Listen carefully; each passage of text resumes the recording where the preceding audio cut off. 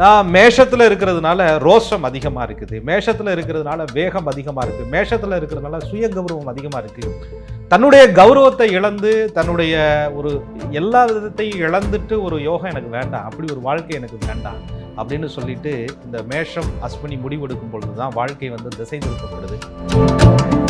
அஸ்வினி நட்சத்திரத்தில் பிறந்தவர்கள் கேது திசையில் ஜனனம் எடுக்கும் பொழுதே கேது பகவான் நல்ல அமைப்புகளில் இருந்து, சூரியனும் நல்ல அமைப்பில் இருந்து, லக்னாதிபதியும் நல்ல அமைப்பில் இருந்து, மேஷ அஸ்வினியில பிறக்கிறோம், லக்ன ரிஷபம் கடகம் எதுலேயே உள்ள இருக்கலாம் இல்லையா, அந்த லக்னாதிபதியும் நல்ல அமைப்பில் இருந்தால் தந்தையினுடைய முழு கௌரவம், ஆஸ்தி, அந்தஸ்து, குலப்பெருமை அத்தனையும் காப்பாற்றக்கூடிய ஒரு சக்தியாக பிறப்பார்கள். ஒருவேளை கேது திசை கம்மியா இருந்திருந்தாலும் கூட ஒரு 26, 27 சூரிய மகாதிசையை கடந்திருப்பாங்க. அப்ப அடுத்த திசாபலன் வரும்பொழுது வாழ்க்கைக்குள்ள செட்டில் ஆகலைன்னா எப்படி, இப்ப இதுக்குள்ள நான் கல்யாணம் முடிக்கலையே, இதுக்குள்ள ஒரு வேலையில நிரந்தரமா இல்லையே, இதுக்குள்ள கிடைச்ச வேலை உண்மையா இருக்குமான்னு தெரியலையே, மனசுக்குள்ள காயத்தை ஏற்படுத்திக்கிட்டியா அப்படின்னு சொன்னா, மனசுக்குள்ள ஏற்படுத்தின காயத்தை நீங்க உள்வாங்கிக்கிட்டீங்க அப்படின்னு சொன்னா, அதை பத்தி சிந்திக்க ஆரம்பிச்சீங்கன்னு சொன்னா ஓடுற குதிரை படுத்த குதிரையா ஆகிக்கிறோம். அதனால அஸ்வினி நட்சத்திரக்காரர்கள் எப்பயுமே உங்களை மனதளவில் யார் கார்னர் பண்ணி டார்கெட் பண்ணி ஆபத்தை ஏற்படுத்தினால் அந்த ஆபத்து.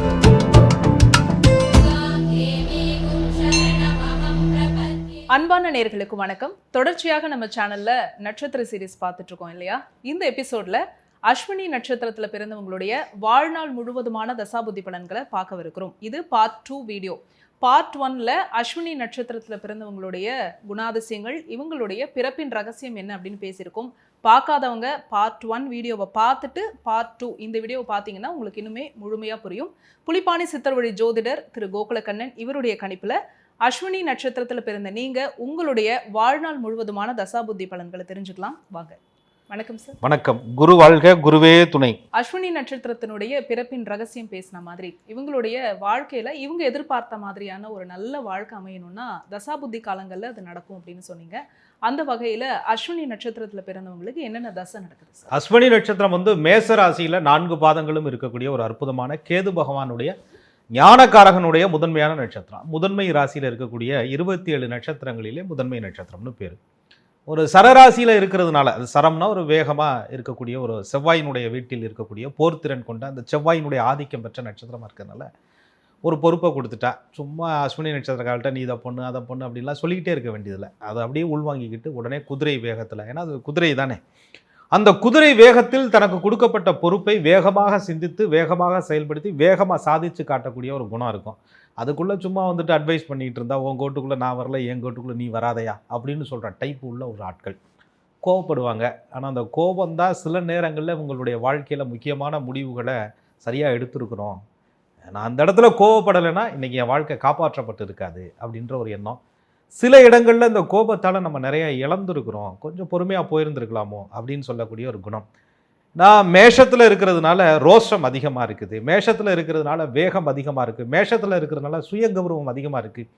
தன்னுடைய கௌரவத்தை இழந்து தன்னுடைய ஒரு எல்லா விதத்தையும் இழந்துட்டு ஒரு யோகம் எனக்கு வேண்டாம், அப்படி ஒரு வாழ்க்கை எனக்கு வேண்டாம் அப்படின்னு சொல்லிட்டு இந்த மேஷம் அஸ்வினி முடிவெடுக்கும் பொழுது தான் வாழ்க்கை திசை திருப்பப்படுது. கொஞ்சம் நிதானமாக பொறுமையாக போகணும் அப்படின்னு இவர்கள் முடிவெடுக்கிறதா இருந்தால் அந்த லக்கணம் கொஞ்சம் சாதகமாக அமையணும்.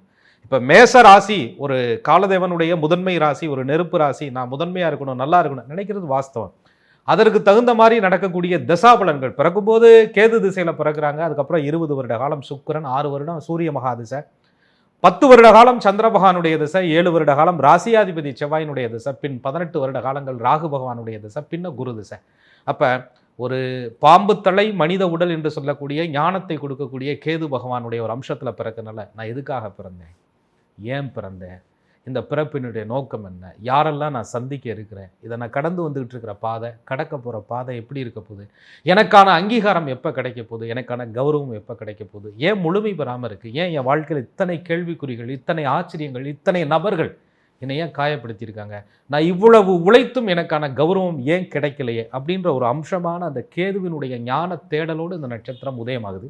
போககாரகன் ராகு பகவானுடைய புத்தி வரும் பொழுது, திசை வரும் பொழுது, கேதுகிட்ட தொடங்கி பின்ன ராகுகிட்ட வரும்போது இதெல்லாம் மாயை, ஒன்றும் இல்லை, நம்ம தேடினது பழகுனது இருந்தது உண்டது உறங்கியது எல்லாமே வேஸ்ட் அப்படின்னு சொல்லிட்டு ஒரு பக்குவம். ஆக ஞானத்தில் தொடங்கி போகத்தில் முடிந்து அந்த போகத்தில் உச்சம் தொட்டு குருவினுடைய அருளால் திருவுருள் பெறக்கூடிய ஒரு அற்புதமான நட்சத்திரம் அஸ்வினி நட்சத்திரம். ஆக இவர்களுடைய வாழ்க்கை பாதையில் நிறைய அந்த ஞானத்தை அடைவதற்கு இந்த போராட்டத்தில் நிறையா சந்திச்சிருப்பாங்க. சுகபோகங்களை அனுபவித்திருப்பார்கள். அனுபவிக்க வேண்டிய வயதில் சிலது கிடைக்காம இருந்திருக்கும். கிடைக்கும்போது அனுபவிக்க முடியாமல் இருந்திருக்கும். உடல் ரீதியாகவும் சரி, மன ரீதியாகவும் சரி, அஸ்வினி தன்னை நிலைநிறுத்தி கொள்ள நிறைய போராட்டங்களை சந்தித்திருக்கும். அஸ்வினி நட்சத்திரத்துக்கு முதல் தசையா கேது தசை வருது. எத்தனை வருஷம் இருக்கும், எப்படி இருக்கும் சார்? பொதுவாக வந்துங்க கேது பகவானுடைய முழுமையான வருடங்கள் 7 வருஷ காலம்.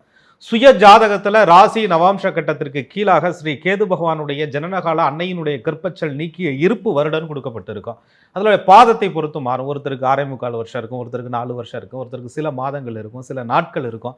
அப்படின்னு அந்த அஸ்வினி 1ஆம் பாதம்னா அந்த அளவு, 2ஆம் பாதம் அதனுடைய அளவு கம்மி, 7னுடைய அளவு கம்மி, 3 அதனுடைய அளவு கம்மி, 4 அதனுடைய அளவு கம்மின்னு இவர்களுக்கு அந்த அமைப்பு இருக்கும். அதை ராசி நவாம்சத்துக்கு கீழே பார்த்தா போதும். இன்னைக்குள்ள சாஃப்ட்வேரில் போட்டோம்னாலே நமக்கு இப்போ கரண்ட்டில் என்ன தசா புத்திங்கிறது தெரிஞ்சிடலாம்.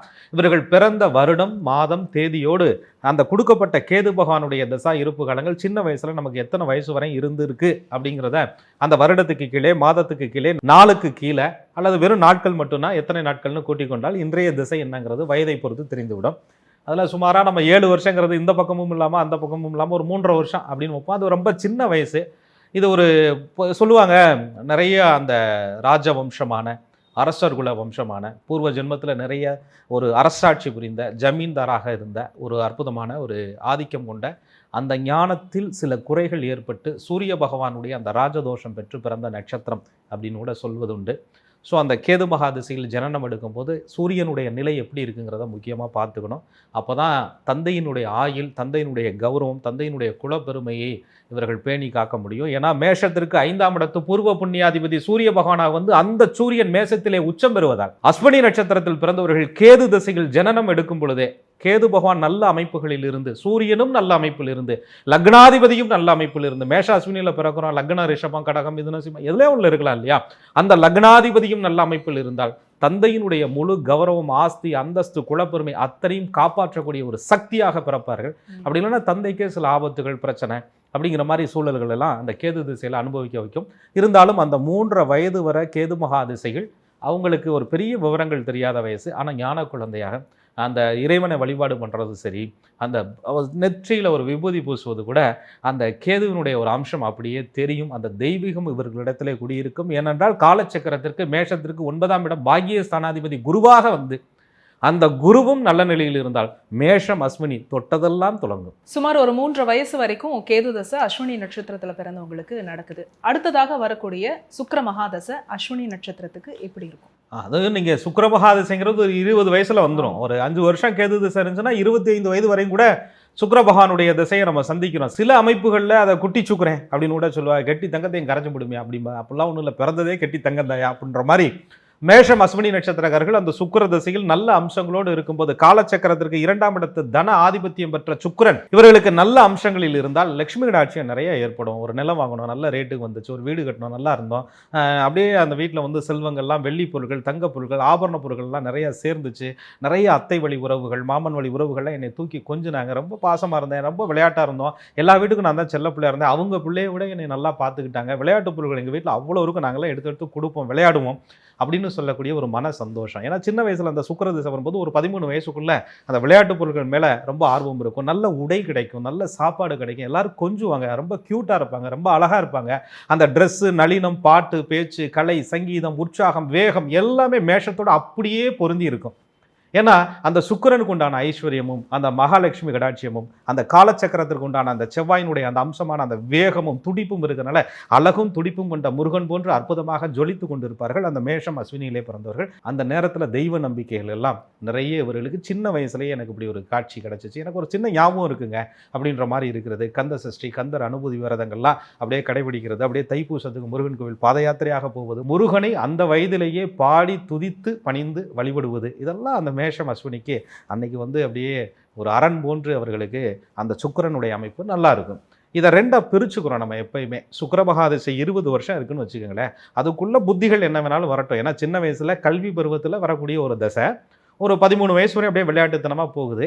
லேசாக அது ஆணாக இருந்தாலும் சரி, பெண்ணாக இருந்தாலும் சரி, அந்த ஒரு 13, 14 வரும் பொழுது அந்த இளமையை சுக்கிரன் பிடித்துக் கொள்கிறார். இளமையில தான் அந்த சுக்கிரனை வந்து ரொம்ப கவனமாக பார்க்கணும். சுக்கிரன் மட்டும் ஒரு நல்ல அமைப்புகளில் இருந்தால் காதல், அந்த ஒரு எல்லாமே அவங்களுக்கு டக்குன்னு கைகூடிரும். பார்த்தோன்னே ஒரு எதிர்பாலின ஒரு ஈர்ப்பு உடனடியாக ஏற்படும். அப்போ அந்த டீனேஜில் வேற அந்த கிரகங்கள் சுக்கிரன் வர்றதுனால இவங்க வந்து நிறைய வேகமாக இருப்பாங்க இல்லையா, துடிப்பாக இருப்பாங்க இல்லையா, ஸ்பீடாக இருப்பாங்க இல்லையா, எல்லா இடத்துலையும் முன்னுரிமையாக நிற்கணும்னு நினைப்பாங்க இல்லையா, அது அடுத்தவங்களை வந்து அட்ராக்ட் பண்ணுற மாதிரி இருக்கும். அஸ்வினி நட்சத்திரத்தில் பெண்கள் அந்த நேரத்தில் மிக வேகமாக இருப்பாங்க, ஆண்கள் அதை விட துடிப்பாக இருப்பாங்க அப்படின்ற மாதிரி இருக்கும்.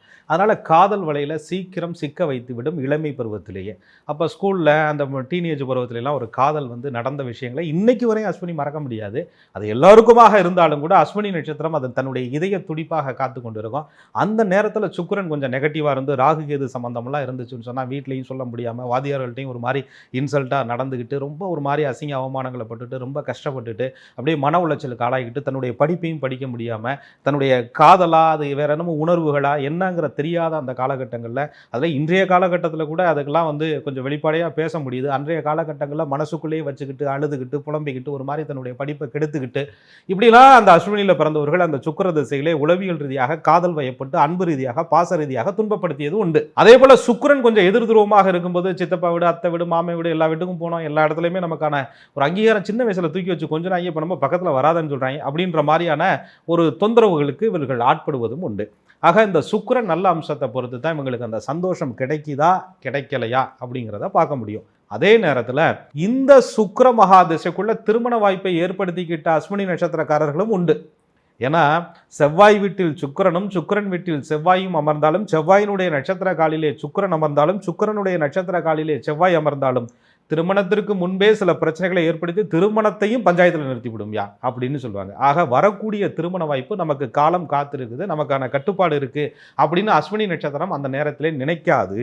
காரணம் என்ன அப்படின்னு கேட்டிங்கன்னா, மேசராசி அஸ்வினி நட்சத்திரக்காரர்களுக்கு 9 கூடைய பாக்யாதிபதினு சொல்லக்கூடிய குரு பகவான் அப்பப்போ பாடம் ஞானத்தை கொடுத்துக்கிட்டே இருந்தாலும், ஏன்னா கேதுனா ஞானம், குருனா ஆலோசனை, 5 கூடைய பூர்வ புண்ணியாதிபதி சூரிய பகவான் வந்து ராசி மேலே உச்சம் பெறதுனால யார் சொல்லி என்ன யார் கேட்க போகிறா, நமக்கு யாரையும் அட்வைஸ் பண்ணுறது அப்படின்ற அந்த எண்ணம் இவர்களுக்கு அதிகப்படும். ஏன் அப்படின்னு சொன்னால் அட்வைஸ் பண்ணுறது கூட என்னமோ அவங்க வந்து பேர் எடுக்கிற மாதிரியும் அவங்க வந்து நம்மளை மட்டம் தட்டுற மாதிரியும்லாம் சொல்கிறாங்க அப்படின்னு அந்த பாம்பு தலை மனித உடல் கொண்ட அந்த அஸ்வினி ஞானகாரகனுடைய கேதுனுடைய அம்சம் இருக்கிறனால என்னுடைய அங்கீகாரத்தை குறைத்து என்னுடைய மதிப்பை குறைச்சி நீ கொடுக்குற அட்வைஸு வேண்டாம் அப்படின்னு சொல்லக்கூடிய நிலை வந்து அந்த காதல் கல்யாணத்தை கூட நான் தாயா தேர்வு பண்ணுவேன் அப்படின்ற ஒரு முடிவு எடுத்து வீட்டை விட்டு வெளியில் போன ஆட்கள் கூட அந்த நேரத்திலே உண்டு.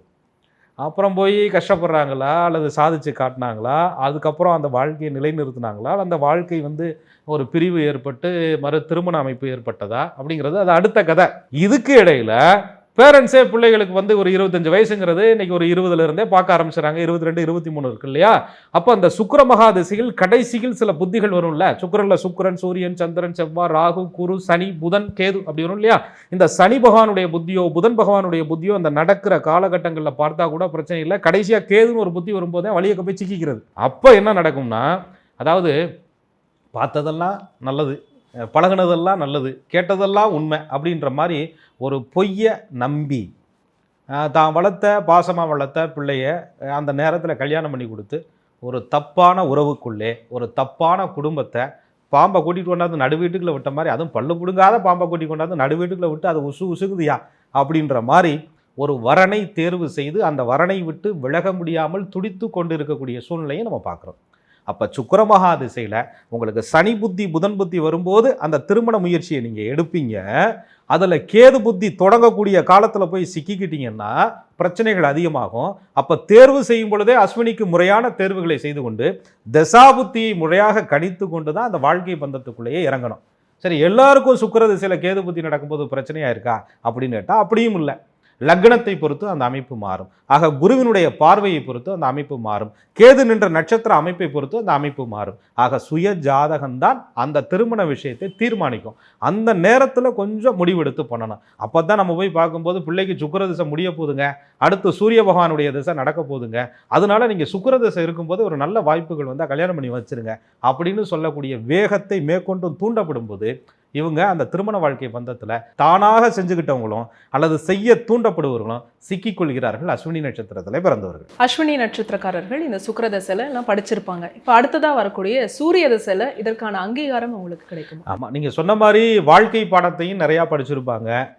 தன்னுடைய பள்ளி படிப்பு தடைபடும் விதமான சூழ்நிலைகள் ஏற்பட்டாலும் கூட மீண்டும் முட்டி மோதி அது மேலே வந்துடுவாங்க. பெரும்பான்மையாக அஸ்வினி நட்சத்திரக்காரர்கள் அந்த நிறைய மருத்துவத்துறை, பொறியியல் துறை, அழகுத்துறை இதெல்லாமே அந்த சுக்கிரன் வரும்பொழுதே அவங்கள வந்து தயார்படுத்தி அந்த மாதிரி இடத்துக்கு எடுத்துகிட்டு போகுது. ஏன்னா அஸ்வினிங்கிறதே தேவலோக மருத்துவர்கள், அஸ்வினி குமாரர்கள் பிறந்த ஒரு அற்புதமான நட்சத்திரம். அதனால் பிறரை காப்பது, பிறருக்கு சேவை செய்வது, போலீஸு, சீருடை அணிவது, ஃபயர் சர்வீஸில் இருப்பது, நீங்கள் எல்லாமே பாருங்களேன். அந்த நெருப்பு அக்னி சம்பந்தப்பட்ட தொழில்கள், கட்டிடம் சம்பந்தப்பட்ட தொழில்கள், கலைத்தொழில்கள் எல்லாத்துக்குள்ளேயுமே அஸ்வினியினுடைய தலையீடு அதிகமாக இருக்கும். இந்த மாதிரி அவர்கள் கல்வியை தடை ஏற்பட்டிருந்தாலும் அனுபவபூர்வமாக அந்த தொழிலை அப்படியே தத்துருவமாக ஏற்படுத்தி கொண்டு அந்த தொழிலை அப்படியே செய்கிற குணம் அஸ்வினிகிட்ட இருக்கும்.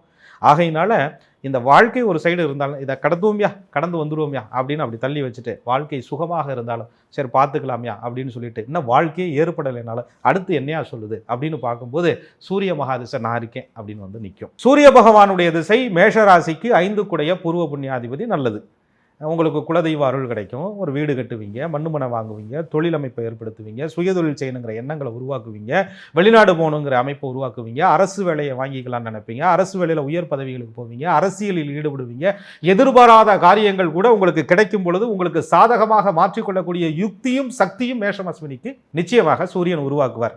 நான் அதே நேரத்தில் பூர்வ ஜென்மத்தில் தான் நம்ம பெரிய மாபெரும் அரசர்களாச்சே. அஸ்வினி என்பது தலைமை தாங்கியதாச்சே. அப்போ சூரியனுடைய தலைமைனா என்ன? 10 பேருக்கு நல்லதும் பண்ணுவாங்க, அதில் ஒருத்தன் பாதிக்கவும் படுவான். ஒரு போர்னு வந்து நாட்டை காப்பாற்றுறதுக்காக எதிரியை அழிக்கும் பொழுது அதில் ஏற்பட்ட சில சாப தோஷங்களும் ஒட்டிக்கொள்ளும் இல்லையா? ஆக இந்த அஸ்வினி அந்த மாதிரியான குல சாப தோஷங்களில் மாட்டிக்கொண்டு அந்த சூரிய திசை வரும்போது வேலை வாங்கிட்டு கல்யாணம் பண்ணிக்கலாம் அப்படின்னு நினச்சி வேலை கிடைக்காம போயிடுறது, வேலை பார்க்கும் இடத்திலே எதிரிகள் உருவாவது, தந்தையினுடைய சொத்துக்கள் இருந்தும் பலன் தராமல் போவது, தந்தை வழி உறவுகள் இவர்களை வஞ்சிப்பது, ஏமாற்றுவது, பங்காளி பிரச்சனை வருவது, கோர்ட்டு கேஸ் வழக்குகளில் போய் மாட்டிக்கொள்வது, நெருப்பு அக்னி சம்பந்தப்பட்ட பீடைகள் காயங்களில் சிக்கிக்கொள்வது, ஹோட்டல் ஆரம்பிச்சு அதை ஆரம்பிச்சேன் இதை ஆரம்பிச்சேன் வெளிநாடு போனேன்னு சொல்லிட்டு பாதியில் திரும்பி வருவது. அப்படி திரும்பி வந்து பார்க்கறதுக்குள்ள 6 வருஷம் சூரிய மகாதிசை முடிஞ்சு ஒரு 30-31 ரீச் பண்ணியிருப்பாங்க. ஒருவேளை கேது திசை கம்மியாக இருந்திருந்தாலும் கூட ஒரு 26-27 சூரிய மகாதிசையை கடந்திருப்பாங்க. அப்போ அடுத்த திசாபலன் வரும்பொழுது வாழ்க்கைக்குள்ளே செட்டில் ஆகலைன்னா எப்படி? இப்போ இதுக்குள்ளே நான் கல்யாணம் முடிக்கலையே, இதுக்குள்ளே ஒரு வேலையில் நிரந்தரமா இல்லையே, இதுக்குள்ளே கிடைச்ச வேலை உண்மையாக இருக்குமான்னு தெரியலையே அப்படின்னு சொல்லக்கூடிய ஒரு பயம் என்பது அப்போத்தான் அஸ்வினிக்கு ஒரு நடுக்கமே ஏற்படும். அந்த பயம் ஏற்படும் பொழுது மட்டும்தான் அடுத்து வரக்கூடிய திசையை இவங்க லேசாக பார்க்கக்கூடிய சூழ்நிலையை அஸ்வினி நட்சத்திரக்காரர்களுக்கு கிரகங்கள் உருவாக்கும். அஸ்வினி நட்சத்திரக்காரர்களுக்கு அடுத்ததாக வரக்கூடிய சந்திர மகாதசை இப்படி இருக்கும், எந்த வயது வரைக்கும் நடக்கும்? நிச்சயமா, அதாவது கேது பகவானுடைய அம்சம் பெற்றது தான் அஸ்வினி நட்சத்திரம்னு நம்ம திரும்ப திரும்ப சொல்கிறோம். சந்திரன் நிற்கக்கூடிய அந்த நட்சத்திரம் தான் இவர்கள் பிறந்த ராசின்னு சொல்கிறோம். அப்போ சந்திர பகவான் அஸ்வினி நட்சத்திரத்தில் 1வது பாதத்திலேயோ 2வது பாதத்திலேயோ 3வது பாதத்திலேயோ 4வது பாதத்திலேயோ நிச்சயமாக இருப்பார் மேஷத்துக்குள்ள. இந்த பாதத்தை பொறுத்து நவாம்சத்தினுடைய நிலை சந்திர பகவானுடைய அம்சம் என்பது மாறும். இதற்கிடையில் ராசியாதிபதி என்று சொல்லக்கூடிய செவ்வாயினுடைய அம்சம் எங்கே இருக்குது அப்படின்னு பார்க்கணும். அதனால தான் புலிப்பானையா தன்னுடைய பாடல்களில் அடிக்கடி சொல்வதுண்டு, ராசியாதிபதி லக்னாதிபதி நின்ற நிலையை பார்த்து கோள்களுடைய நிலை அறியாமல் பலவாரை சக்கரம் பூட்டக்கூடாதியான்னு சொல்கிறார். அப்போ என்ன சொல்கிறாங்க, உங்களுக்கு அந்த லக்னாதிபதி ராசியாதிபதி எப்படி இருக்குன்னு பார்த்துக்கிட்டு அப்புறம் தான் அந்த சந்திர பகவானுடைய அம்சத்தையே நம்ம தேர்வுக்கு கொண்டுட்டு வரணும். இப்போ உதாரணத்துக்கு நான் சொல்கிறேனே, தனுசு லக்னத்திற்கு அஷ்டமாதிபதியாக சந்திரன் வந்து அவர் ராசிக்கு 5ஆம் இடத்துல உட்காந்து லக்கணம் வேறொரு லக்னமாக கன்னி லக்னமாக இருந்து அந்த லக்னத்திற்கு 8ஆம் இடத்திலே சந்திர பகவான் அமர்ந்து உட்காரும் பொழுது ராசிக்கு 5லே பூர்வ புண்ணியத்தில் எனக்கு இருக்கிறாரு, அதனால பூர்வ புண்ணிய பலனை தடையில்லாமல் கொடுப்பார்னு எடுத்துக்கிறதா, அல்லது லக்னத்திற்கு அட்டமஸ்தானத்தில் இருக்கிறாரே அட்டமாதிபதி திட்டமாக கெடுப்பான், சுகத்தை கொடுப்பது போல் கொடுத்து கெடுப்பான்னு சொல்லி எடுத்துக்கிறதா அப்படின்ற ஒரு குழப்பம் வரும். அப்போ லக்னத்தின் அடிப்படையில் இந்த கிரகம் 8ஆம் இடத்துல இருக்குது, அஸ்வினி சாரம் வாங்கியிருக்கு, சாரம் கொடுத்த கேது எங்கே இருக்கிறாரு, அந்த இடத்திற்கு குரு பார்வை இருக்கா, வீடு கொடுத்த செவ்வாயாவது நல்லா இருக்குதா, நவாம்சத்தில் அங்கீசமான் நல்லா இருக்கிறாரா அப்படிங்கிற நிலையை பொறுத்து தான் சந்திரனுடைய பலத்தை நீங்கள் தெரிஞ்சுக்க முடியும். ஏன்னா இது ஒரு நல்ல வயது, ஒரு 30-31 வயதில் சந்திரன் வந்து ஒரு 10 வருஷம். அப்போ அந்த இடத்துல சரராசி, இந்த சந்திரன் வளர்பிறை சந்திரனாக தேய்பிறை சந்திரனாக இருந்து அது வேற குடைச்சலை கொடுத்துக்கிட்டே இருக்கும். ஏற்கனவே நம்ம இன்னும் செட்டில் ஆகலை, இதில் வேற இந்த ஆள் வேற வந்துட்டு இந்த பக்கம் போகலாமா அந்த பக்கம் போகலாமா நம்மளை போட்டு ரொம்ப குழப்பி விட்டுக்கிட்டு இருக்காரு. திடீர்னு பௌர்ணமி வெளிச்ச மாதிரி பிரைட்டாக இருக்கிறேன், திடீர்னு அமாவாசை மாதிரி கும்ம இருட்டா போயிருதியா வாழ்க்கை அப்படின்ற மாதிரி அஸ்வினி தனக்குள்ளே 1008 கேள்விகளை கேட்டுக்கொள்ளும். இதில் ஆண்களுக்காவது சில வாய்ப்புகள் இருக்குது, அப்படி கடந்து போயிடலாம் அப்படின் போது பெண்களுக்கு அந்த நேரத்தில் தான் மென்சஸ் பிரச்சனை உருவாகிறது, ரத்தம் சம்மந்தப்பட்ட பிரச்சனைகள் உருவாகிறது, அந்த பரம்பரையாக சுகர் வந்துச்சுங்க, சின்ன வயசுலேயே வந்துருச்சுங்க அப்படிங்கிற மாதிரியான சூழல் உருவாகிறது. சாப்பாடே கிடைக்கல, நல்ல சாப்பாடு என்னால் சாப்பிட முடியல, சாப்பிட்ற வயசு ஏன்னா சுக்கிரனில் துருதுருன்னு ஒரு குழந்தை, சுக்கிரனில் ஓடி ஆடிய ஒரு குழந்தை, சுக்கிரனில் அழகு குழந்தை, செல்லமாக வளர்ந்த குழந்தை, எல்லாமே அனுபவிச்சு முடித்த மாதிரி என்னையா வாழ்க்கை. சந்திர திசை வந்தோடனே எந்த பக்கமும் இல்லை, எந்த பாசமும் இல்லை, அன்பு இல்லைன்னு ஒரு துடிப்பு அந்த இடத்துல தான் மேஷம் அஸ்வினிக்கு கோபமாக மாறி பார்க்கும்போதெல்லாம் கோவப்படுறாங்க, எதுக்கெடுத்தாலும் எரிஞ்சு விழுந்து பேசுகிறாங்க, கடுகடுனே இருக்கிறாங்க, என்னத்தையா கடுகடுன்னு இருக்கான் அப்படின்ற மாதிரி இவங்களுக்குள்ளேயே ஒரு கேள்வியை கேட்டுக்கொண்டு ஒரு குழப்பமான சூழலை சந்திரன் உருவாக்குறார். அதே நேரத்தில்ங்க சந்திரன் மட்டும் நல்ல யோக அம்சங்களில் உட்காந்துட்டாருன்னு வச்சுக்கோங்களேன். அதிலே குருவுக்கு கேந்திரங்களிலெல்லாம் சந்திரன் அமர்ந்தால் கெஜகேசரி யோகம்னு சொல்கிறாங்க. சந்திரனுக்கு 4 இலப்பத்திலே குரு அமர்ந்தால் கெஜகேசரி யோகம் போது குருவுக்கு கேந்திரத்தில் சந்திரன் வந்துடுறாருல, அப்போ வரும்பொழுது நிறைய சொத்து சுக பாக்கியம் பூமி. ஏன்னா கெஜகேசரி யோகம் எப்போ வேலை செய்யுது, சந்திரமகா திசை நடக்கும்போதோ குரு பகவானுடைய திசை நடக்கும்போதோ நல்ல அம்சங்களில் இருந்த திசையை நடத்தும் போதோ வேலை செய்யுது. அப்படி நடக்கும்போது ஒரு வீடு வாங்கினேன் சார், தோப்புத்துறவு வாங்கினோம், நல்லா இருக்கும், கணவன் மனைவி நல்லா இருக்கும், எனக்கு கிடைச்ச மாதிரி வாழ்க்கை யாருக்குமே கிடைக்காதுங்க அப்படிங்கிற மாதிரியான ஒரு சந்தோஷம். இதுவே ரிவர்ஸில் போய் எனக்கு கிடைச்ச மாதிரி வாழ்க்கை யாருக்குமே கிடைக்காதுங்க அப்படிங்கிற மாதிரி ரிவர்ஸ் துன்பம். ஆக ரெண்டுக்குள்ளேயும் சந்திரன் என்பது குழப்பமான சூழலை உருவாக்கி ஒரு நல்ல தெளிவை பின்னாடி கொடுக்கும். ஏன்னா ஒரு 5 வருஷம் சந்திரன் வந்து உங்களுக்கு நல்லதை கொடுத்துருந்தா ஒரு 5 வருஷம் கொஞ்சம் கவனமாக இருந்துக்குங்க. 5 வருஷம் ஓவராக தாக்குதலை கொடுத்துக்கிட்டே இருக்கிறார், துன்பத்தை கொடுத்துக்கிட்டே இருக்கிறார். ஐயா மேச அஸ்வினி எம்பிட்டு அடித்தாலும் தாங்கும், வெளியிலிருந்து அடிச்சுனா தாங்கும், மனதளவில் அடிச்சுனா தாங்காது. மனசுக்குள்ள காயத்தை ஏற்படுத்திக்கிட்டியா அப்படின்னு சொன்னால், மனசுக்குள்ளே ஏற்படுத்தின காயத்தை நீங்கள் உள்வாங்கிக்கிட்டீங்க அப்படின்னு சொன்னால், அதை பற்றி சிந்திக்க ஆரம்பிச்சிங்கன்னு சொன்னால் ஓடுற குதிரை படுத்த குதிரையாக ஆகி போயிடும். அதனால அஸ்வினி நட்சத்திரக்காரர்கள் எப்பயுமே உங்களை மனதளவில் யார் கார்னர் பண்ணி டார்கெட் பண்ணி ஆபத்தை ஏற்படுத்தினால் அந்த ஆபத்தை மனதளவில் எடுத்துக்கொள்ளாதீர்கள். அப்போ தான் அஸ்வினி வெற்றி பெறும். ஆக இது சந்திர திசை காலங்களில் தான் இந்த ப்ரெஷர் நடக்கும். ஒரு வழியாக அந்த சந்திர திசை அப்படியே கடந்து சிலருக்கு மறுவாழ்க்கை ஏற்படுது. சிலர் வந்து ஏற்கனவே இருந்த வாழ்க்கையவே இந்த பட்டிட்டிங்கிறீங்களாம் பார்த்து அப்படியே ஒட்டி கிட்டி எங்கிட்ட வெவிக்கால போட்டு வெளியே தெரியாமல் பாதி முலாம் பூசின மாதிரியும் பூசாத மாதிரியும் அப்படியே மேக்கப் போட்டு வாழ்க்கையை க்ளீனாக கொண்டுட்டு வந்துருவாங்க அஸ்வினி நட்சத்திரக்காரர்கள். அஸ்வினி நட்சத்திரம் மன சந்தோஷமோ மன போராட்டமோ இதெல்லாம் கடந்து செவ்வாய் தசைக்கு அடி எடுத்து வைக்கிறாங்க. அதுவும் 40களில் செவ்வாய் தசை எந்த வயது வரைக்கும் நடக்கும்? இந்த செவ்வாய் தசை இவர்களுக்கு எப்படி இருக்கு? 35 to 40 நீங்கள் சொல்கிற மாதிரி அந்த செவ்வாய் திசையை ரீச் பண்ணிடுறாங்க. ஒரு 7 வருஷம் செவ்வாய் பகவானுடைய திசை இவர்களுக்கு நடக்குது. செவ்வாய்னா பூமிகாரகன், அங்காரகன் அப்படின்னு பேர். பதவி உயர்வு, வேலை உயர்வு, சொந்தமாக தொழில் செய்யணுங்கிற ஒரு ஆர்வத்தில் ஜெயிச்சிடுறது. அதே மாதிரி வாங்கின பூமி பல மடங்கு விருத்தி அடைகிறது. விவசாயங்கள் மேலே ரொம்ப ஆர்வங்கள் இவர்களுக்கு உண்டாகிறது. வீடு கட்டின வீடையே புதுப்பித்து கட்டுவது, கட்டிய வீட்டின் மேலே கட்டடங்கள் கட்டுவது, தன்னுடைய வாரிசுகளுக்கு சுபகாரியங்களை செய்யக்கூடிய ஒரு நல்ல அமைப்பு, அவருடைய படிப்பை ஒரு விருத்தி பண்ணுவதற்கான சூழல்கள், உடன்பிறந்த சகோதரர்களிடையே ஏற்பட்ட பிணக்குகள்லாம் நீங்குச்சு அப்படின்னு சொல்கிற மாதிரியான ஒரு சூழல். மேக்சிமம் வந்து ராசியாதிபதி செவ்வாயாக இருக்கிறதுனால நல்ல அமைப்புகளை கொடுக்கறதுக்கு முயற்சிப்பார்.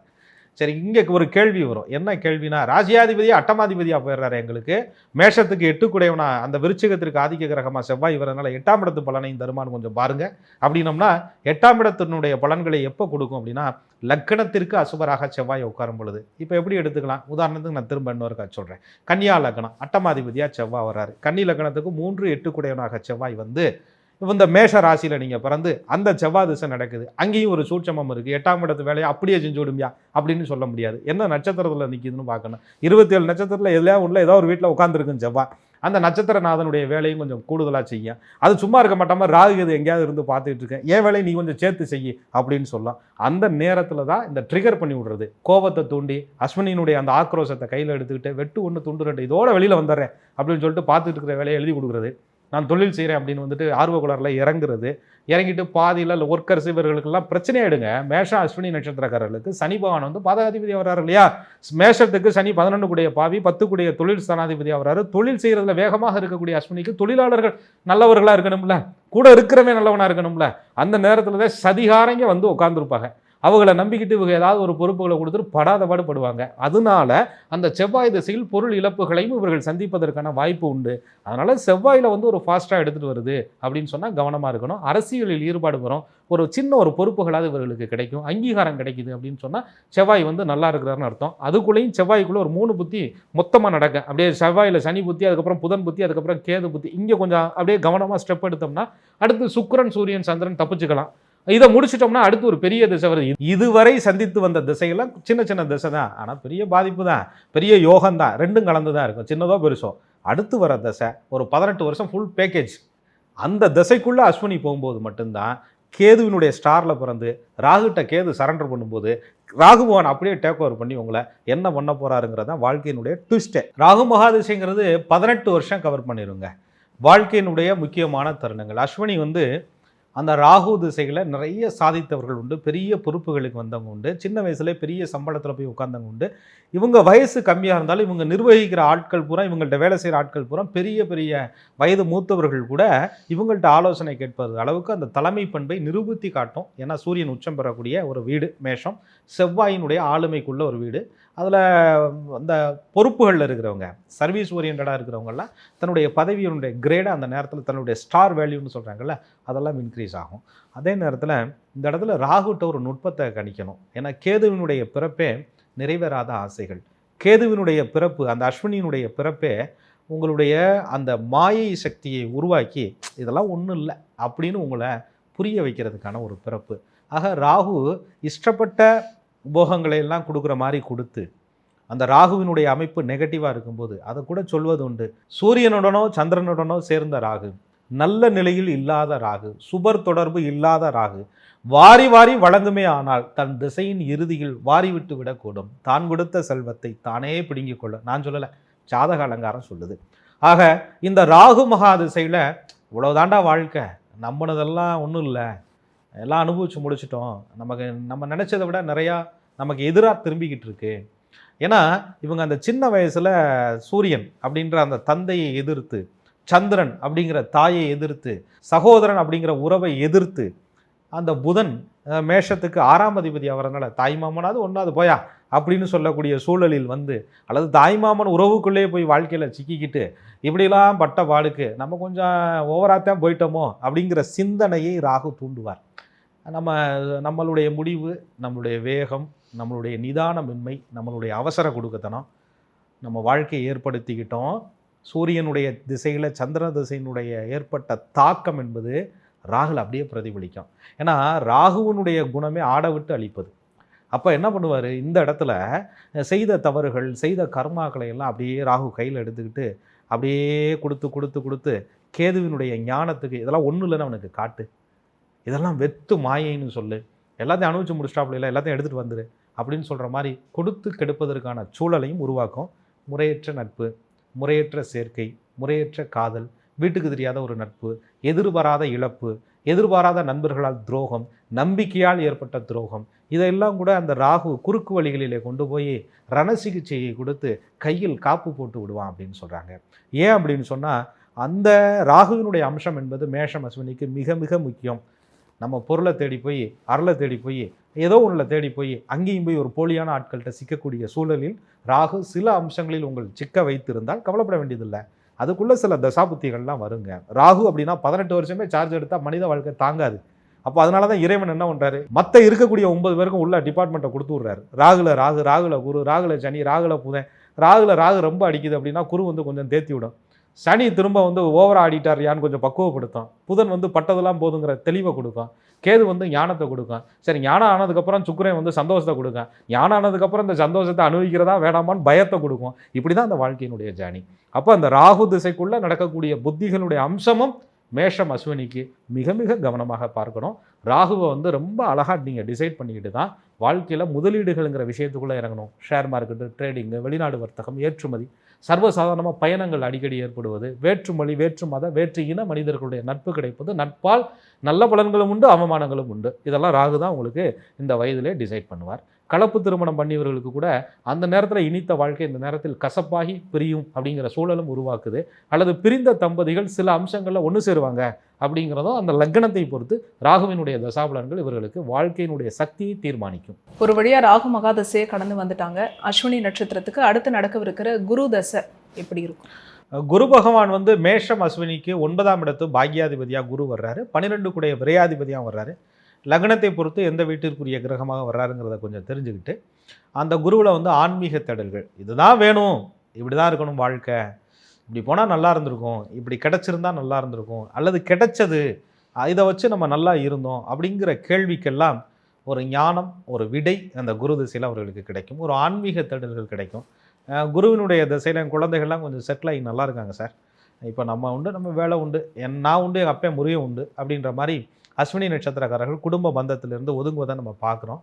சில பேர் வந்து அந்த ராகுல கண்ணை மூடிட்டு குடும்பத்துக்காக உழைச்சிட்டு எக்ஸ்ட்ரா பாரத்தெல்லாம் தூக்கி தாங்கிக்கிட்டு குரு திசை வரும்போது பிள்ளைகள்கிட்ட என்னங்க எதிர்பார்த்தோம், அங்கேயும் போய் கோவப்பட்டு ரோஷப்பட்டு வெளியில் வந்துட்டு நான் பார்த்துக்கிறேன் என்ன அப்படின்னு சொல்லிட்டு உடல்நிலை ரீதியாக சில உபாதைகளை சந்தித்து கொண்டு அந்த குரு திசையில் இறைவனே கதி என்று வாழக்கூடிய மேஷம் அஸ்வினியும் பார்க்குறோம். அப்போ மேஷம் அஸ்வினிக்கு ஒரு முதுமை பருவத்தில் குரு திசை வர்றது ஒரு ஆறுதலான விஷயம். ஏன்னு சொன்னால் எவ்வளவு வேகமான அந்த மேஷம் அஸ்வினி ஒரு சாந்தமான ஆன்மீகத்தை கையில் எடுத்து, ஒரு நிதானத்தை கையில் எடுத்து, சித்தர்களுடைய வழிபாடுகளை கையில் எடுத்து, இறை தொண்டுகளை கையில் எடுத்து, தன்னைத்தானே ஒரு ஆன்மீக பாதைக்கு செதுக்கக்கூடிய பக்குவத்தை அடைவாங்க. அதுக்கு தான் கேதுவோட ஞானத்தினுடைய அந்த அம்சம் அவர்கள்ட்ட வெளிப்படும். கோயில் கட்டினேன் சார், ஊரில் முக்கியஸ்தராக இருக்கேன், கும்பாபிஷேகங்களாம் நடத்தி வச்சுருக்கேன், பிள்ளைகளெல்லாம் படிக்க வச்சுருக்கேன், நிறையா பேருக்கு உதவிகள் பண்ணியிருக்கேன், மனசு சந்தோஷமாக இருக்குது, போதும் முக்தியை நோக்கி நம்ம போகலாம், அடுத்து எனக்கு எப்போ மரணம், குரு திசை முடிஞ்சு சனி திசை இருப்பேனா, நான் 80 வயசுக்கு மேலே வாழ்வேனா அப்படின்ற மாதிரியான ஒரு ஆசையற்ற மனநிலை. அப்படி இல்லைன்னு சொன்னால் இன்னும் நான் கர்மாக்கெல்லாம் முடிக்கலைங்க, சில பாக்கியெல்லாம் இருக்குது, வாழ வேண்டிய வயசில் வாழ தெரியாமல் வாழ்ந்துட்டேன், கொஞ்சம் கோபம் வேகம் இதனால் வந்து நிறையா அழிவுகளையும் சந்திச்சிருக்கேன் நான், அல்லது என்ன கோவப்படலைனாலும் என்னை கோவப்படுத்தி நிறையா பேர் என்னை பாதிப்படைய வச்சுருக்குறாங்க, அவசரத்தில் எல்லாத்தையும் விட்டுட்டு வந்து உருவாக்குனதை அழிச்சு விட்டேன்.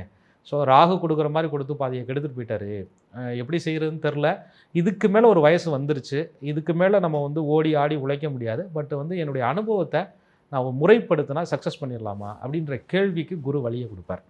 அப்போ அந்த குரு திசை வந்து ராகு முடிச்சுட்டு வர்றதுனால ஒரு ஆறுதல் மருந்தாக மேஷம் அஸ்வினிக்கு நிச்சயமாக அமையும். சில பேர் சொல்வது உண்டு, நான் குரு திசை தாங்க நடந்துகிட்டு இருக்கு, ஆனால் எதிர்பார்த்த அளவு இல்லை, பெரிய ஃபண்டெல்லாம் லாக் ஆகிடுச்சு, எனக்கு வரும்னு நினச்சி போட்ட பணம் எதுவுமே பக்கத்தில் வரல, எல்லாமே கூடி வந்து அப்படியே பாதியில் நிற்கிது, பிள்ளைங்கள்ட்ட கேட்குறதுக்கும் முடியலை, பிள்ளைங்க ஒரு உதவி செய்யணும்னு நினச்சாலும் முடியலை, பிள்ளைங்கள என்ன செட்டில் ஆகலை அப்படின்னு புலம்புவதை பார்ப்பது உண்டு. அதெல்லாம் லக்னத்தை பொறுத்து மாறும். சில நேரங்களில் துலா லக்னமாக இருக்கிறாங்க, ரிஷப லக்னமாக இருக்கிறாங்க அப்படின்னா அந்த குருவோட அம்சத்தை ரொம்ப கவனிக்கணும். ஏன்னா குரு வந்து துலாத்துக்கு 6க்கு அதிபதியாக வர்றதுனால கடனில் சிக்க வைப்பதற்கான வாய்ப்பு உண்டு. ரிஷபத்திற்கு 8ஆம் அதிபதியாக வர்றதுனால ஒருவித அவமானத்தில் ஆட்படுத்துவதற்கான, பணத்தை கொடுத்துட்டு பணத்தை பெற்றுக்கிட்டு ஒரு அவமானப்படுவதற்கான சூழலை உருவாக்குவது வாய்ப்பு உண்டு. பிள்ளைகளால் சில அவமானங்கள் ஏற்படுவதற்கான வாய்ப்பு உண்டு. அவமானத்தை மேஷராசிக்காரர்கள் எப்படி கையாளுறாங்க, குரு இவர்களை எப்படி பக்குவப்படுத்துகிறார், இவர்கள் நம்பிய முருகன் எப்படி இவர்களை துணை நிற்கிறார், இவருடைய குலதெய்வம் எப்படி இவர்களை காத்து நிற்குது அப்படிங்கிறது குருவினுடைய அம்சத்தை பொறுத்து தான் தெய்வ அனுகூலமும் வந்து நம்மள்கிட்ட நிற்கும். கோச்சாரத்துலேயும் குரு நல்ல இல்லை அப்படின்னு சொல்லும்போது குரு பகவானுடைய பயிற்சி காலங்கள் நல்லா இருக்காத நேரத்தில் அரகரா சிவபெருமானும் ஐயம் எடுத்து உண்டார் ஐயா அப்படிம்பாங்க. சிவபெருமானே யாசகம் வாங்கி உண்ட காலம் இருக்கியா அப்படின்ற மாதிரி மேஷம் அஸ்வினி தன்னுடைய முதுமை காலத்தை யாசகம் அப்படின்ற உச்சத்துக்கு போகாது, ஆனால் யார்ட்டையும் கேட்கவும் விரும்பாது. அப்படி ஒரு வேதனையை அஸ்வினி குரு திசையில் சந்திப்பதற்கான வாய்ப்பு குருவை பொறுத்து அமையும். சனி தசை ஆயுளை பொறுத்து அப்படின்னு சொன்னீங்க. அப்போ ஒரு 80 வயசுல சனி தசை அஸ்வினி நட்சத்திரத்தில் பிறந்தவங்களுக்கு வரும். ஆமாம், அந்த அஸ்வினி பாதத்தை பொறுத்து அப்படியே நம்ம 75 to 80 அந்த டைமில் எடுத்துக்கலாம்னு வச்சுக்கோங்க. சனி வந்து ஒரு முதுமைக்கான கிரகம், முதுமையான வயதில் வரக்கூடிய கிரகம். நம்ம ராசிக்கு அவர் பாவியாச்சேன்னு பயப்பட வேண்டியதில்லை. நான் சொன்ன மாதிரி அப்படியே ரிவர்ஸில் பலன் பாருங்கள். கன்னி, மிதுனம், துலாம், ரிஷபம் இப்படிலாம் எடுக்கும்போது குரு கொஞ்சம் நெகட்டிவ் பலன் பண்ணுச்சுன்னா இந்த லக்னத்துக்கு சனி ஃபேவராக இருந்துட்டு போகுது அப்படின்ற மாதிரி ஒரு அம்சங்கள் மாறிடும். அதே நேரத்தில் நாங்கள் மேஷம், தடுசு, விருச்சகம், கடகம், சிம்மம் இப்படி பிறந்தோம், மீனத்துலலாம் பிறந்தோம், அப்போ எங்களுக்கு சனி திசை நல்லா இருக்காதா அப்படின்னு கேட்டால் சனி அங்கே வக்ரமாக இருப்பார், அஸ்தங்கதம் அடைஞ்சிருப்பார், 6, 8, 12 மறைந்திருப்பார், சில அம்சங்களை பொறுத்து சனி பாதிப்பாக இருப்பார். அந்த இடத்துல ஒரு ஜோதிட அமைப்பு சொல்வதுண்டு, கெட்டவன் கெட்டு போயிட்டாரியா, எதிரி பாதிக்கப்பட்டு போயிட்டார், எதிரி கையில் ஆயுதம் இல்லை, அதனால் நீங்கள் நல்லா இருப்பீங்க அப்படின்னு சொல்வது உண்டு. ஸோ சனி பகவானுடைய நிலைமையை பொறுத்து தான் முதுமையினுடைய ஒரு அமைப்பு மேஷம் அஸ்வினி எதிர்கொள்ளும். ஸோ இருந்தாலும் கூட மேஷம் அஸ்வினிக்கு நல்லதே நடக்கட்டும். ஏனென்றால் முதன்மை ராசி, முதன்மை நட்சத்திரம், காலதேவனுடைய 9 கூடிய பாக்யாதிபதியினுடைய குருவிற்கு 5ஆம் இடம் என்று சொல்லக்கூடிய திரிகோணத்திலும், காலச்சக்கரத்திற்கு 5ஆம் இடம் என்று சொல்லக்கூடிய பூர்வ புண்ணியாதிபதி சூரிய பகவான் வந்து ராசி மேலே உச்சம் பெறக்கூடிய ஒரு அம்சம் இருப்பதனாலும், தேவலோக மருத்துவர்கள் என்று சொல்லக்கூடிய அஸ்வினி குமாரர்களுடைய அம்சம் பெற்ற அஸ்வினி நட்சத்திரக்காரர்கள் பலரை காப்பாற்ற பிறந்த பிறப்பு, அதனுடைய புண்ணிய கர்மாவை இவர்களுடைய வாரிசுகள் நிச்சயம் அனுபவிப்பார்கள். நீங்க சொன்னபடியே நடக்கட்டும் சார். பொதுவா இந்த தசாபுத்தி காலங்கள்ல ஏற்றம் இறக்கத்தோட தான் இருக்கும் ஒருவருடைய வாழ்க்கை. ஆனா முறையான பரிகாரம் வழிபாடு செய்யும்போது நம்மளுடைய வாழ்க்கை நம்ம நிச்சயமா நம்ம நினைச்ச மாதிரியே அமையும் அப்படிங்கிற விஷயத்தையும் சொல்லியிருக்கீங்க. ஆமாம், அதாவதுங்க தாராபலன் வழிபாடுன்னு ஒன்று இருக்குது. தாராபலன் அடிப்படையில் நட்சத்திரங்களை தேர்வு செய்து நாட்கள் கோள்களை நமக்கு தகுந்த மாதிரியான இறை வழிபாடுகளை தான தர்மத்தின் மூலியமாக சரி செய்து கொள்ளலாம் அப்படின்னு இருக்குது. அதில் 9 தாராபலன்களாக பிரிச்சிருக்கிறோம். சாதகதாரை, சம்பத்து தாரை, சேமதாரை, இப்படின்னு விபத்து தாரை இப்படிலாம் வரும். இந்த தாராபலன் அடிப்படையில் நம்ம நட்சத்திரத்திற்கு தன சம்பத்து தரக்கூடிய நட்சத்திரம் எது, நம்ம நட்சத்திரத்திற்கு விபத்து தரக்கூடிய தாரா நட்சத்திரம் எதுன்னு பிரித்து அந்த தாராபலன் வழிபாடுகளை நம்ம முறையாக செய்யும்போது ஒரு வாழ்க்கையில் வெற்றிகள் பெறலாம். எப்படி நீங்கள் வந்து ராகுகாலம், யமகண்டம், ஓரை பலன்கள், பஞ்சபட்சி பார்க்குறீங்களோ அதே மாதிரி உங்கள் நட்சத்திரத்துக்கு சாதகமான நாட்கள் கொண்ட நட்சத்திரங்களை தேர்வு செய்வதன் மூலியமாக விபரீதமான பிரச்சனைகள் இருந்து வெளியில் வரலாம். எல்லா நேரத்துக்கும் பார்க்க முடியாது, சில முக்கியமான கடமைகளுக்கு இதை தேர்வு செய்துக்கலாம் அப்படின்னு கொடுக்கப்பட்டிருக்கு. நம்ம கூட பார்ட் 3ல் அதை பற்றியும், பார்ட் 4ல் ஒவ்வொரு திசைக்குள்ளே நடக்கிற புத்தி, லக்னத்தினுடைய அம்சத்தை பொறுத்து அது ஏற்ற இறக்கங்களான அமைப்பு எல்லாத்தையும் பார்ட் 4லையும் தெளிவாக பார்த்துடலாம். முன்னாடி வெற்றிகரமாக நம்ம பார்ட் 2 வந்து எல்லா நட்சத்திரக்காரர்களுக்கும் நம்ம பேசியிருக்கோம். ஒவ்வொரு கமெண்ட்ஸ்லையும் அவங்க மனசில் இருக்கக்கூடிய விஷயங்கள் எந்த அளவுக்கு கனெக்ட் ஆகிருக்கு, அதே மாதிரி அவங்க வந்து நெக்ஸ்ட் பார்ட் நீங்கள் எப்போ போடுவீங்க, அடுத்த நட்சத்திரம் எப்போ போடுவீங்க அப்படின்னு சொல்லி கேட்டுகிட்டே இருக்கிறதையும் நம்மளால் பார்க்க முடியுது. உங்களுக்கு மனமார்ந்த நன்றி சார். ஏன்னா நிறைய ஆராய்ச்சி பண்ணி நம்மளுடைய ஒவ்வொரு நட்சத்திரத்துக்கும் நடக்கக்கூடிய தசா அதுக்குள்ளே இருக்கக்கூடிய புத்திகள் பற்றியும் நீங்கள் சொல்லியிருக்கீங்க. மிக்க நன்றி. மிக்க நன்றி. குரு வாழ்க, குருவே துணை. என்ன நேர்களே, அஸ்வினி நட்சத்திரத்தில் பிறந்த நீங்கள் உங்களுடைய வாழ்நாள் முழுவதுமான தசாபுத்தி பலன்களை இந்த எபிசோடில் நீங்கள் பார்த்து தெரிஞ்சுட்டு இருப்பீங்க இல்லையா?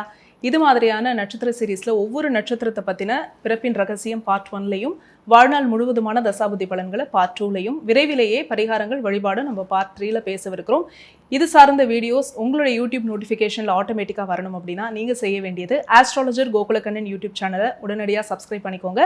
பக்கத்தில் இருக்கக்கூடிய பெல் ஐக்கானை மறக்காமல் கிளிக் பண்ணிக்கோங்க. அதே மாதிரி இந்த வீடியோவை நீங்கள் பார்த்ததற்கு மனமார்ந்த நன்றி.